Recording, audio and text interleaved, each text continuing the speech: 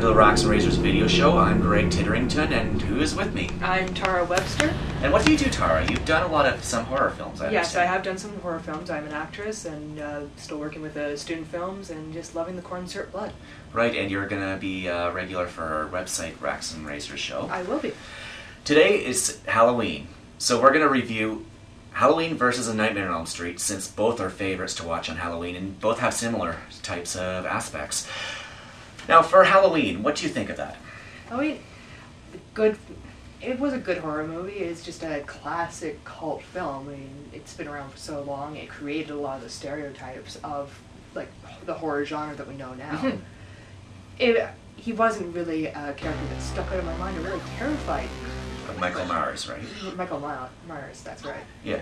So now the Halloween one, I loved the beginning when, in the prologue, I guess it would be called, when Michael Myers goes and gets the kitchen knife, puts on the clown mask, goes upstairs to visit his sister.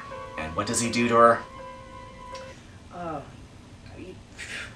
That's a good question there, Yeah, that's right. He kills her. Obviously, the movie made such an impression on me. Yeah. So now, I also loved, it was Jamie Lee Curtis's first starring role in a motion picture. It was. Yeah. It made her the Scream Queen. Yes, it did, and with other movies like Prom Night in the Fog. Exactly. And Terror Train. So, and then she became a big-time star. But, however, let's talk about her character. Originally, he stalked her because she went to his house to drop off a key at the Myers house. And in the sequel, Laurie was Strode, played by Jamie Lee Curtis, was Michael's biological sister, and he wanted his family extinct. I like the fact he was just crazy and he just stalked her because she came to his house. That's just but that's crazy for no reason. There's no real rhyme or reason to kill a person. Yeah. It's just it doesn't really make it that scary. It just means that the cops aren't doing their jobs. Yeah. Whereas when it's your sister, let's face it, we've all wanted to take a knife to our brothers or sisters at some point. There's good family homicidal rage back there.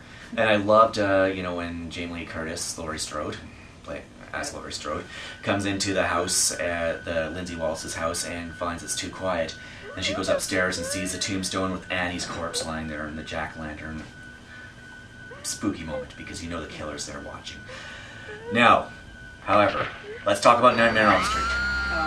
Now see, that's the one that watched all of them. Growing up, all the Nightmare on Elm Streets.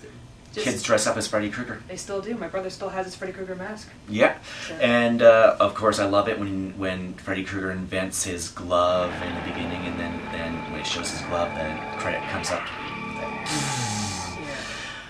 And Tina's going and having a nightmare, and she doesn't want to sleep alone. And then she has a slumber party with her friends. And then, of course, when she's sleeping, Freddy Krueger calls to her. That was creepy. All of that was creepy.